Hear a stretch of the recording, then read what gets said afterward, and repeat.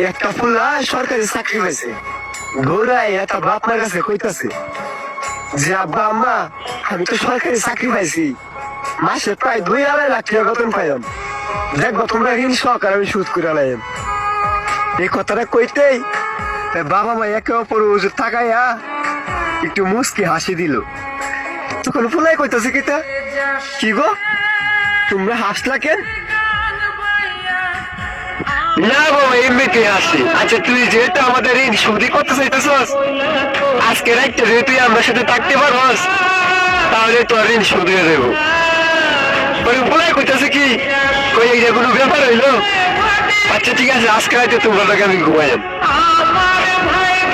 দিন পরে রাইত হইলো, ফুলাই গিয়া তার বাপ মার সাথে শুইল, শুইলে ফুলাই ঘুমাইয়া গেছে কিন্তু বাপ মায় ঘুমাই নাই।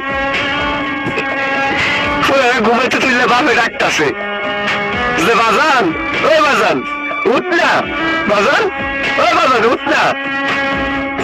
পরে উঠছে, বুঝতেছে কি হয়েছে আমার ডাকতাছে কেন লাগে, যে বাবা আমার 1 গ্লাস পানি খাওয়াইবি। এটা কইতে ফুলাই কইতাছে কিতা, কই তুমি শোয়ার আগে 1 গ্লাস পানি লইয়া শুইতাল না, 1 গ্লাস পানি লাগে আমার রাউল লাগে। তখনও বাপে কিছু কইল না, উইটা পানি নিয়ে খাওয়া গেল, আবার পোলা ঘুমাইয়া গেল। এর কিছুক্ষণ পরে দেয়া আবার ডাকতেছে ফুলারে, বাজান ওই বাজান উঠ না, আমি একটু টয়লেটে যাবো। ফুলাই কইতা তুমি কি আমার ঘুমাইতে দিতা না, আগে তো তুমি একলাই টয়লেটে যাইতা, এখন কেরা আমারও লাগবো। আবারও বাবাই কিছু কইলো না, ফুলাই গিয়ে ঘুমাইয়া গেল। বাপে টয়লেট থেকে ঠিক চলে এলো। এর কিছুক্ষণ পরে দে আবার ফুলারে ডাকতেছে, বাজান ওই বাজান উঠ না, আমার পেটের মধ্যে খিদা লাগছে, দেখ না ফ্রিজের ভিতরে কিছু আছে নাকি। ফুলাই কইতেছে তুমি কে লয়ে লয়ে খাও গা, আমি ভাবতাম না তোমার দিতাম, আমি আমার ঘুমাইতেছি কি বলো বেটা হোটেল লাগিয়া। আমারও বাবা কিছু কইলো না, ফুলাই দিকে সুন্দর মতো ঘুমাইয়া গেল। এর কিছুক্ষণ পরে দে মা 1 গ্লাস পানি ঢালে দিছে ফুলার শরীরে। ফুলা তো বিশাল রাগ পাইছে, উঠতে কইতাছে তোমরা কি চালাইছো, একবার বাপে কই টয়লেটে যাবো পানি খাইবো, পেটে খিদা লাগছে ভাত খাইবো, তোমরা কি আমার ঘুমাইতে দিতা না। ওরা আস্তে করে বাপে উঠিয়া ঘরের লাইটটা জ্বালাই দিছে, জ্বালাই দিলে কইতাছে বাজার মাত্র 2-3 ঘন্টায় তুই হাত হয়ে গেলি, হাত তোরে বড় করার লাগিয়া কত রাজ্যে ঘুমাই নাই, তাই আল্লাহ ছাড়া কেউ জানে না তোরে এত বড় করতে গিয়া কতটুকু পরিশ্রম যে করছি তা তোরে বুঝায় কইতে পারতাম না। মাত্র 2-3 ঘন্টায় তুই হাত হয়ে গেছিস। তুই ছোটবেলা তোর মায়ের কোলে মুইতে দিতি, এই মাঘ মাসে শীতটার মধ্যে তোর মা ভিজা জায়গা থাকছে আর তোরে তুই শুকনা জায়গার মধ্যে রাখছে।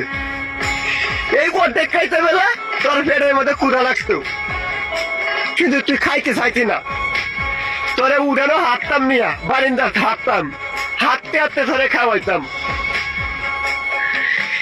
এই বছরের আজানটা যখন পরে তখন সেরকম ভাবে ঘুমে ধরে, সেই টাইমে তুই কি করতি, পায়খানা করে দিতি। এই পায়খানা পরিষ্কার করে আবার তোরা লয়ে শুইতাম। একটা রাইতের মধ্যে কম করে হলে তুই 10 বার ঘুম থেকে উঠতি। তারপরে একদিন বাবা তোর প্রতি বিরক্ত হয়ে যায়, কারণ আর মাত্র 2-3 ঘন্টায় তুই হাত হয়ে গেলি, তখন আর ফুলার বুঝতে বাকি পায় নাই। তখন সন্তানে বাবা মারে জড়া ধরে খান্না করতেছে আর বলতেছে আমারও পূজার বাকি নাই, আমি বুঝা গেছি বাবা এই পৃথিবীর সবকিছু ঋণ শোধ করা গেলেও কোনোদিনও বাবা মার ঋণ কখনো শোধ করা যায় না। জন্য বলতেছি যাদের বাবা মা এই দিনে একটা বাচ্চা আছে কোনোদিনও ভাই বাবা মা মনে কষ্ট দিবে না।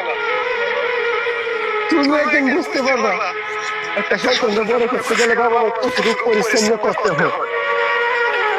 তো বাবা মার মনে কষ্ট দিলে আল্লাহর আরশ পর্যন্ত কেঁপে গেল। তাই বলতেছি ভাই, কোনোদিনও বাবা মার মনে কষ্ট দিও না।